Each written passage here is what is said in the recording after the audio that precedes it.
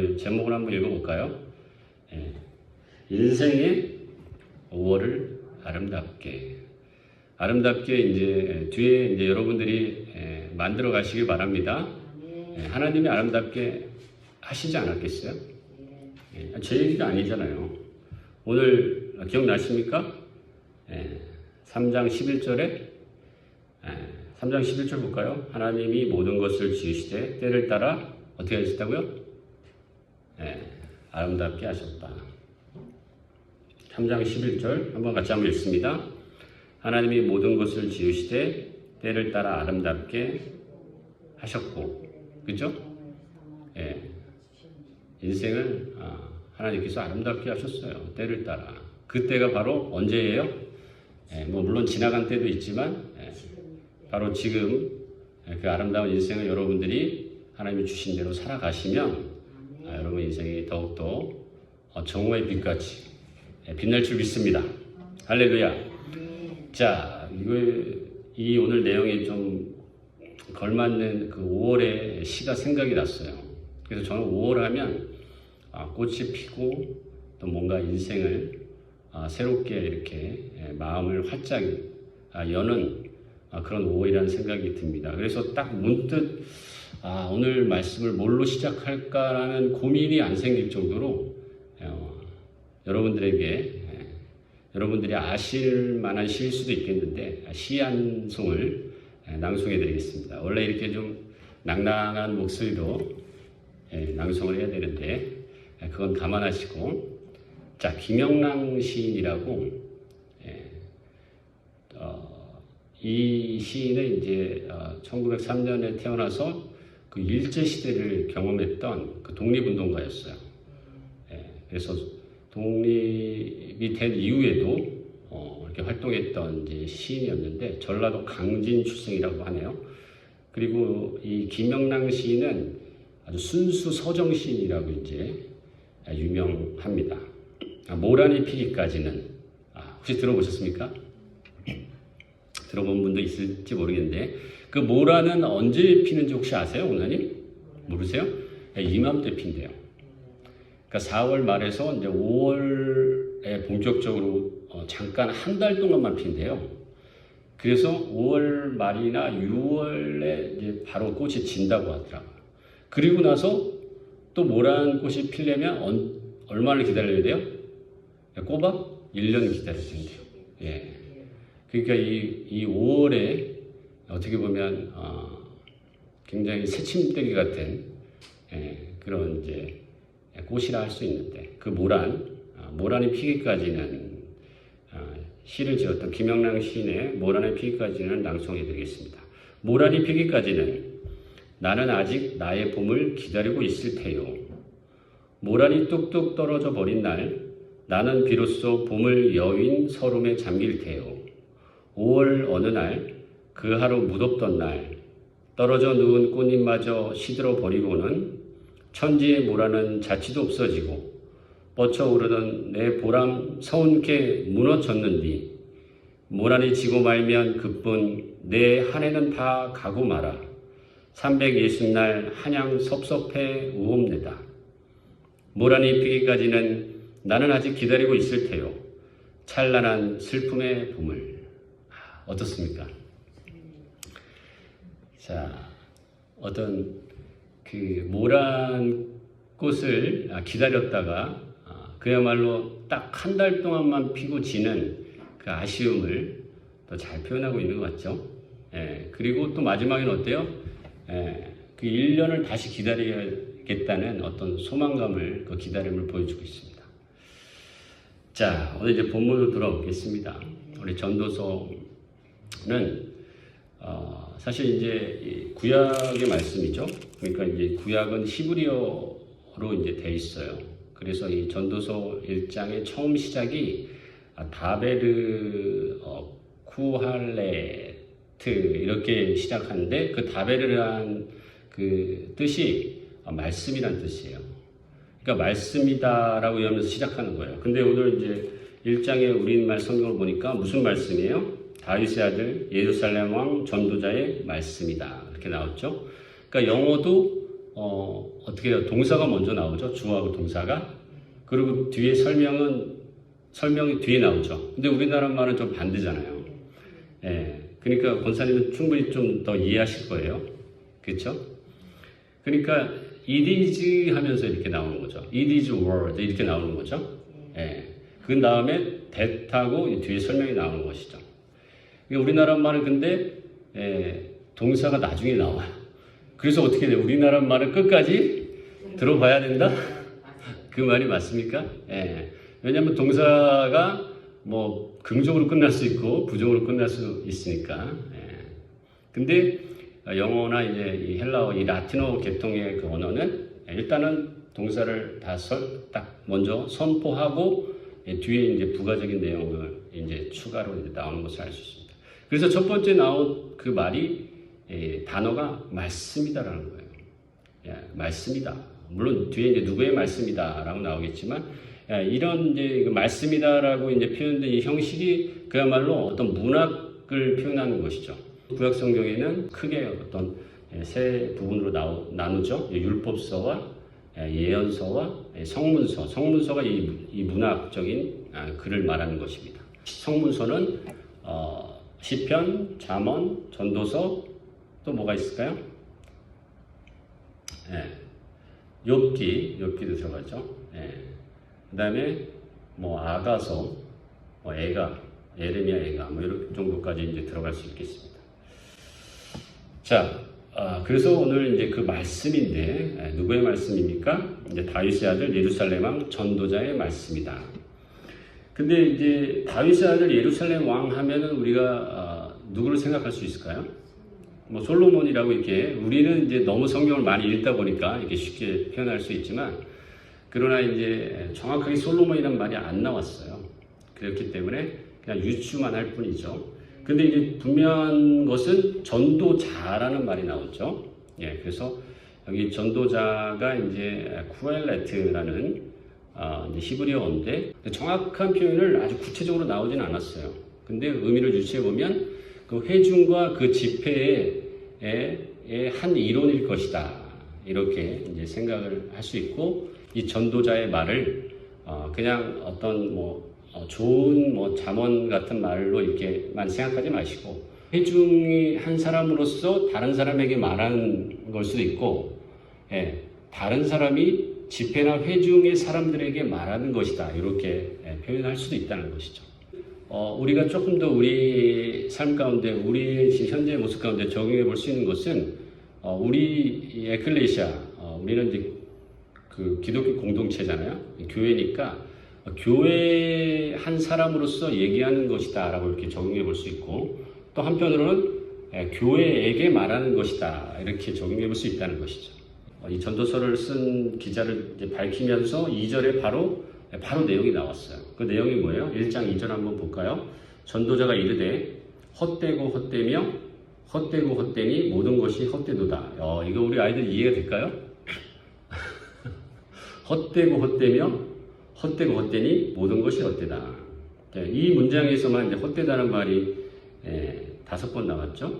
이 헤벨이라는 헛되다는 의미는 헛되 또 무익하다 그런 의미가 있죠. 그리고 무능하다라는 그런 의미도 있어요. 이 문장에서만 5번 나왔는데 전도서 전체에서는 이제 38번 정도 나올 정도로 이 전도서의 핵심 내용이다 할 수 있습니다. 그러나 그 어떤 깊은 의미가 있겠죠. 그냥 모든 것이 단순히 헛되다라고만 이제 얘기하는 것은 아닐 것이고 무엇이 헛된 건지 이제 전도서 내용을 전체적으로 이제 읽어보면 아시겠지만 우리 간단히 살펴보면 전도서 2장에 이 전도자가 많은 것들을 해봤어요. 2장 3절에 보니까 술로도 그 육신을 한번 채워봤고 그런 내용이 나오죠. 그 다음에 2장 4절 보니까 사업도 크게 해봤네요. 나의 사업을 크게 하였노라. 근데 그것도 헛되다. 또 많은 노예도 부려봤네요. 7절 보니까 남녀 노비들도 사기도 하였고, 그렇죠? 소와 양 떼도 아주 많이 가져갔다는 것이죠. 재물도 많이 가져봤었는데 그것도 이제 뒤에 보면 헛된 것이고 또 8절에는 이제 전도자가 남자인가 봐요. 그렇죠? 그 금과 은도 소유해봤고 또 많은 여자들도 두어봤는데 그런 부분도 다 헛되다. 그래서 11절에 모든 일과 내가 수고한 모든 것이 다 헛되다, 무익한 것이다, 이렇게 얘기를 하고 있습니다. 그래서 우리가 이 전도서를 쓴 사람이 솔로몬이라면 굉장히 좀 내용이 비슷하죠. 솔로몬이 부귀영화 아주 많이 누렸던 왕인데 그 많은 부귀영화를 경험하고 헛되다라는 것을 어떻게 보면 체험적으로 보여주고 있는 어떤 지혜서다라는 것을 우리가 분명히 알 수 있습니다. 그래서 어떻게 해야 돼요? 오늘 이 말씀을 듣고 우리가 이 말씀을 듣고 그래도 나는 한번 이 재물이나 이런 것도 한번 누려보고 싶다, 이런 농담하는 사람들도 많아요. 그렇게 생각하지 마시고 할렐루야. 솔로몬이 누려볼 거 다 누려봤대잖아요. 근데 그것은 오히려 그 인간의 마음을 오히려 흡족하게 채워주는 것이 아니라 오히려 사람을 병들게 하고 그것이 무익하다는 것을 깨닫게 하였다라는 것을 어떻게 보면 솔로몬의 체험적인 그런 삶을 통해 보여주고 있는 것이기 때문에 우리는 새겨듣고 우리의 모든 것들도 다 체험적으로만 얻으려고 하지 마시고 또 지혜자의 말을 듣고 지혜롭게 삶을 살아가는 여러분 되시기 바랍니다. 그럼 무엇이 유익한가는 오늘 말씀 가운데 깨닫는 여러분 되시기 바랍니다. 뒤에 부분에 나와 있겠죠. 자, 오늘 본문 3장을 보겠습니다. 범사에 때가 있다. 그죠? 기한이 있고. 우리 3장 1절 같이 한번 읽겠습니다. 범사에 기한이 있고 천하 만사가 다 때가 있나니. 무슨 때가 있습니까? 자, 오늘 이 우리말 성경은 어떻게 보면 그냥 일반적인 서술을 하고 있지만 히브리어 성경에는 어떤 의미가 담겨져 있냐면요. 직역을 한번 해서 제가 한번 읽어드리면 속해 있는 모든 것, 그러니까 모든 것에 정해진 때가 있고, 앞부분을 말하는 거죠. 앞부분, 그 한글 성경과 비슷한데 그 뒷부분에 약간 한글 성경과 히브리 성경의 내용이 조금은 어떻게 다르게 표현하고 있어요. 원래 의미는 이제 히브리어 성경의 의미인데 의미를 다르게 말하려고 했던 건 아니겠지만 우리말로 의역하다 보니까 조금의 내용의 차이가 있는데 히브리어 성경은 그때는 하늘 아래 모든 기쁨을 향한 때다라고 이제 이렇게 말하고 있습니다. 좀 이해하기 좀 어렵지 않아요? 그러니까 어떻게 보면 이해하기 어렵기 때문에 이 히브리어 문화 가운데에서만 이해될 수 있는 부분이라 한글 성경에서 조금 의역을 해놓은 것 같아요. 그러니까 어떤 의미냐면 모든 속해 있는 것이 때가 있는데 그 때가 천하 아래, 그러니까 하늘 아래 모든 기쁨을 향한 때라는 거예요. 그러니까 그때가 기쁨을 주려고 정해진 때라는 것이라는 것이죠. 그러니까 굉장히 그때는 부정적인 의미가 아니라 결과적으로 하나님께서 우리 인간에게 기쁨을 주려고 하는 그런 의미가 있다는 것이죠. 이해되시나요, 이제? 그때를 그냥 한국어는 표현하기 어려우니까 그냥 천하만사가 때가 있다, 이렇게 일반적으로 이렇게 설명하고 있습니다. 그 의미가 아까 제가 서두에 잠깐 3장 11절을 언급했었죠? 그 의미가 같은 맥락입니다. 3장 11절 같이 한번 읽어볼까요? 하나님이 모든 것을 지으시되 때를 따라 아름답게 하셨다 그랬죠. 그렇죠? 바로 이거예요. 이것이 3장 1절에 담겨져 있는 의미예요. 모든 것이 정해진 때가 있는데 모든 속해 있는 것이, 그러니까 움직이는 것이나 움직이지 않는 것이나 그 때가 하늘 아래에 있어요. 하늘 아래에 있는데 그것이 하나님께서 정해진 아름답게 만든 때라는 거예요. 기쁨을 주려고 하는 때라는 거예요. 그래서 헬라어는 이 때를 카이로스라고 표현하고 있는데 여러분 많이 들어보셨죠? 그냥 때는 이제 크로노스, 하나님의 때는 카이로스. 그래서 이 이제 3장 3절 2절부터 어떻게 시작해요? 날 때가 있고 죽을 때가 있다라고 시작하는 그 때를 다 어떻게 보면 인간의 어떤 일반적인 때일 수 있는데 그것을 이제 헬라어로 표현할 때는 카이로스다. 하나님의 때다라고 다 표현하고 있어요. 3장 2절에 보니까 처음 시작이 어때요? 출생부터 시작하죠. 그렇죠? 그러니까 우리 인생은 어떻게 시작하는 거예요? 태어나면서 시작하는 거예요. 그러니까 여러분 태어나면서 그것이 기쁨인지 슬픔인지 모르겠지만 여러분 어쨌든 우리가 하나님의 뜻에 맞게 태어났다는 것입니다. 그냥 우연히 태어난 게 아닙니다. 할렐루야. 죽는 것도 마찬가지죠. 날 때가 있고 죽을 때가 있고. 자, 어떻습니까? 여러분 쭉 읽다 보니까 4절 보니까 울 때가 있고 웃을 때가 있어요. 희노애락이 있습니다. 그렇죠? 슬퍼할 때가 있고 춤출 때가 있습니다.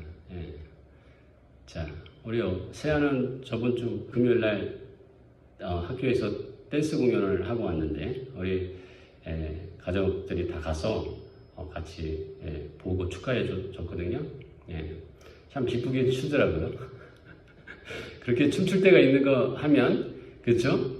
또 막 슬퍼서 울 때가 있는 걸 경험하시죠? 이세아는 그렇죠? 우리 인생에 그럴 때가 있다는 것이죠. 그러니까 이렇게 너무 부정적으로 생각할 필요 없어요. 부정적인 때인 것 같지만 다시 또 긍정의 때가 있다는 것을 성경에서 보여주고 있습니다. 그러니까 어때요? 여러분 쭉 읽다 보니까 우리 인생에 그래도 웬만한 그런 구체적인 경우가 여기 다 들어있죠. 그렇죠? 자, 이것이 굉장히 어떻게 보면 시적으로 표현한 거예요. 이게 성문서라고 그랬잖아요. 문학적인 글이라고 그랬잖아요. 자, 2절부터 때에 대해 설명한 게 몇 절까지인가요? 8절까지죠? 그렇죠? 날 때가 있고 죽을 때가 있고 이렇게 시작해서 사랑할 때가 있고 미워할 때가 있습니다. 그러면 이제 7개 절이에요. 그렇죠? 근데 한 절당 경우가 몇 개 들어가 있어요. 날 때가 있고 죽을 때가 있고 또 뭐예요? 심을 때가 있고 뽑을 때가 있다. 그러니까 한 절당 4개의 경우가 들어있어요. 맞습니까? 그러니까 여러분 어떤 경우의 수로 표현하자면 그것을 어떻게 보면 우리가 우리 인생 가운데 동서남북이라고 이제 생각해 볼 수 있어요. 우리 인생의 방향이 이제 동서남북의 방향이라는 거예요. 그렇고 또 7개의 절이 있다는 것은 7은 이제 완전한 숫자거든요. 그러니까 이제 동서남북 또 7절을 통해서 우리 인생의 모든 경우의 수를 다 표현하고 있다는 거예요. 9절 한번 같이 읽겠습니다. 일하는 자가 그의 수고로 말미암아 무슨 이익이 있으랴. 그러니까 그때 일하는 자가 수고한다고 해서 이득을 얻을 수 없다는 거죠. 그렇죠? 그러니까 사람이 죽는데 그것을 어떻게 그때를 우리가 어떻게 수고한다고 돌이킬 수 있겠습니까? 그러니까 한마디로 구절을 보니까 그때는 누가 정한 거예요? 인간이 정한 것이 아니라는 것을 보여주고 있습니다. 웃을 때 많이 웃으시기 바랍니다. 할렐루야. 그리고 어때요? 6절 보니까 찾을 때가 있다. 그러니까 여러분 찾을 때 어떻게 돼요? 열심히 찾으셔야 돼요. 뭘 찾아야 됩니까? 여러분 세상적인 욕심보다도 정말 가치 있는 것들을 열심히 찾으시기 바랍니다. 그리고 조금 더 직설적으로 표현하고 있죠? 8절 사랑할 때가 있다. 그렇죠? 여러분 사랑할 때 지금 사랑할 때입니다. 어떻게 보면 우리가 정해진 때가 아니기 때문에 사랑할 때가 지나가면 놓치면 어떻다는 거예요? 그 사랑을 다시 찾을 수 없다는 거예요. 돌이킬 수 없다는 거예요. 그것을 분명히 보여주고 있는 것입니다. 그래서 저와 여러분들이 그 때를 정할 수는 없지만 그때 어떻게 해요? 최선을 다해서 그 때를 성실하게 살아가는 여러분 되시기를 주님으로 축복합니다. 결국은 우리가 인생이 죽는데 죽으면 아무 소용 없잖아요. 여러분들이 이것을 하고 싶어도 나중에 뒤에 후회하더라도 소용이 없습니다. 우리 아이들 인생이 금방 지나가요. 청년의 때가 영원하지 않습니다. 그래서 전도서 12장에도 공고한 날이 오기 전에 하나님을 경외하고 찬양하라 그런 말씀을 하고 있습니다. 그래서 하나님이 우리에게 주신 선물들이 있어요. 여러분 그 하나님이 주신 선물을 여러분 잘 지키셔야 됩니다. 그 정해진 때가 놓치면 다시 돌아오지 않아요. 그래서 오늘 하나님이 주신 선물이 뭔지 볼까요? 하나님이 주신 것 10절에 보니까 하나님이 인생들에게 무엇을 주셨어요? 10절 같이 한번 읽습니다. 하나님이 인생들에게 노고를 주사. 그렇죠? 그리고 11절에도 뭘 주셨어요? 11절 같이 한번 읽습니다. 하나님이 모든 것을 지으시되 때를 따라 아름답게 하셨고 또 사람들에게는 영혼을 사모하는 마음을 주셨습니다. 그렇죠? 그리고 13절에는 그야말로 선물이라고 표현할 정도로 하나님께서 직설적으로 표현하고 있습니다. 그거 뭐예요? 사람마다 먹고 마시는 것과 수고함으로 낙을 누리는 것이 하나님 주신 선물이다라는 거예요. 자, 첫 번째는 뭘 주셨다고요? 10절에서 노고가 뭐예요? 좀 고통과 수고함을 말하는 거죠. 그러니까 하나님이 주신 것이 결과적으로 다 좋지만 그냥 우리가 생각하는 편안함만은 아니라는 거예요.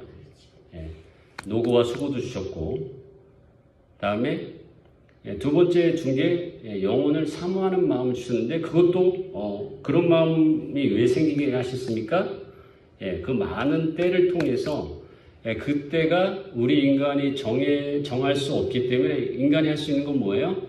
그때 성실하게 그때를 주신 것에 그냥 성실히 행하는 것이고 우리 인간이 정할 수 없기 때문에 무언가를 기대하고 사모하게 만드셨다는 거예요.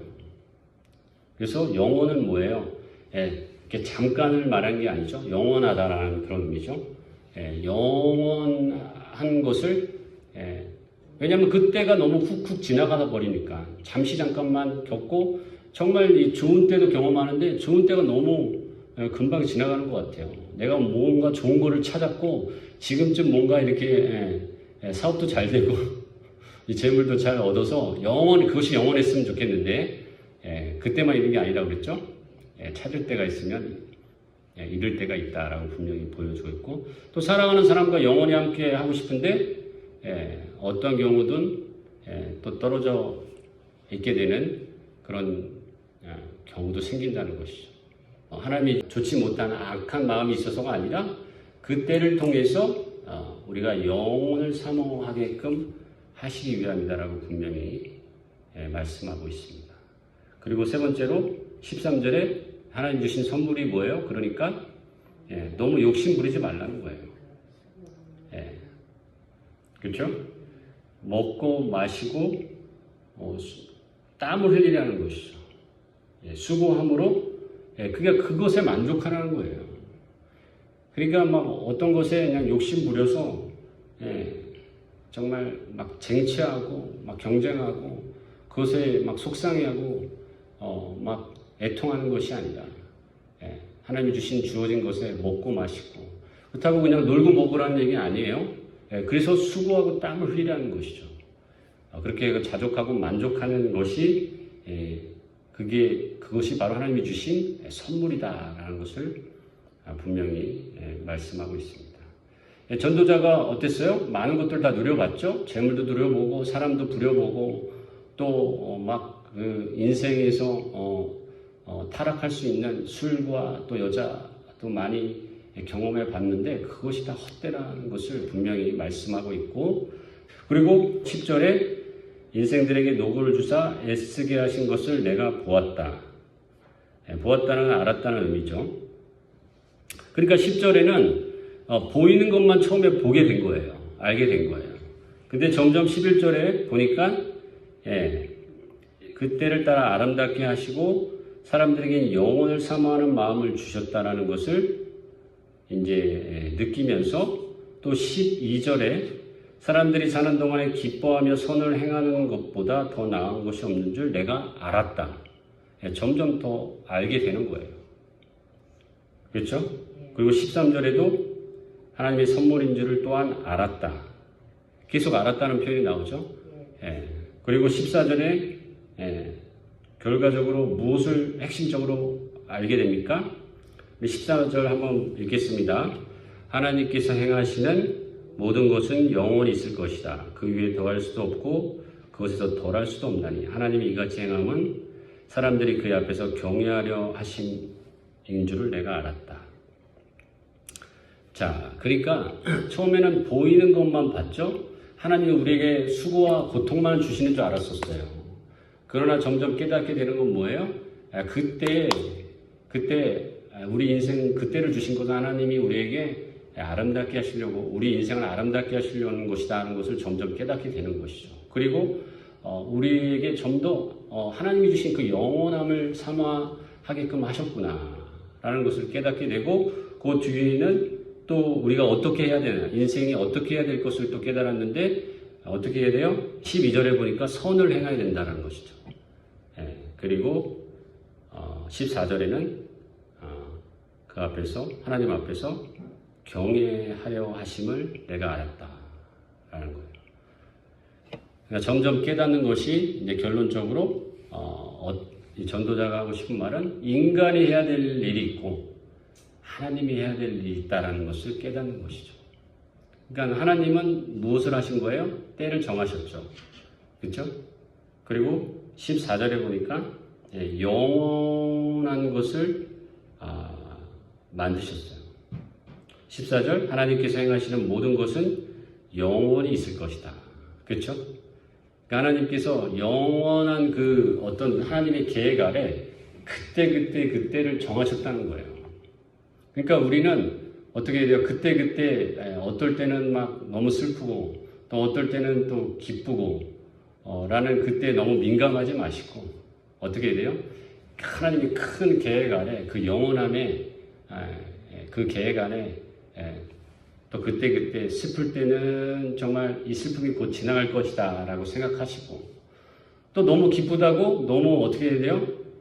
지나치게 오버하지 말고 또 기쁨 또한 함께 나누고 또 적절하게 절제하는 그런 삶을 통해 살아가다 보면 하나님의 영원한 계획을 경험하고 또 깨달을 수 있다라고 이제 분명히 보여주는 것입니다.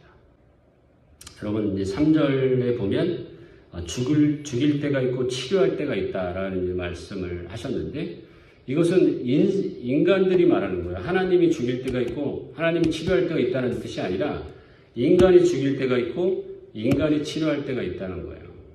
그러니까 어떤 말입니까? 인간들도 사람을 죽일 수 있다는 거죠. 그러니까 어떻게 보면 물론 이제 그 목숨을 죽인다는 그런 의미일 수도 있겠지만 어떻게 보면 우리의 말을 통해서 인간을 살리고, 또 어떤 말은 인간에게 격려와 위로의 말이 되잖아요. 또 어떤 말은 사람을 낙심케 하고 정말 그 생명을 죽이는 것보다 더 낭망하게 하는 말들이 있잖아요. 그러니까 우리는 어떤 말을 해야 돼요? 사람을 살리는 말을 해야 될 줄 믿습니다. 그래서 우리 권사님에게도 어떻게 보면 그 믿음의 스스로에게도 믿음의 선포, 또 치료의 선포를 하시기 바랍니다. 물론 저도 마찬가지지만 예수님께서 그때를 따라 아름답게 하셨다고 그랬잖아요.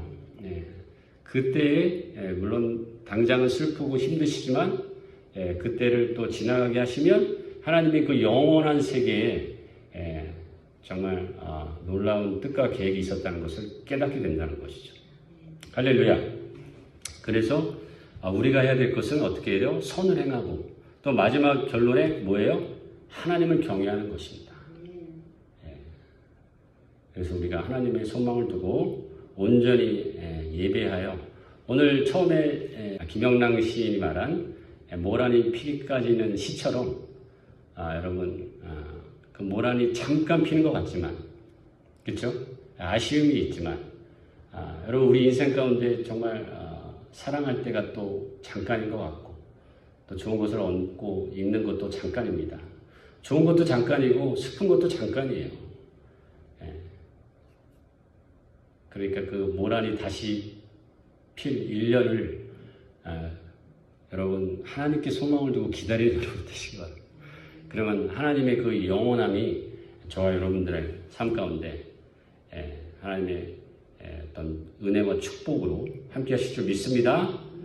여러분 두려워하지 마시고 끝까지 주님을 믿고 의지하는 것을 통해 하나님의 치료와 하나님의 축복을 경험하는 저와 여러분들 되시기를 주님으로 축복합니다.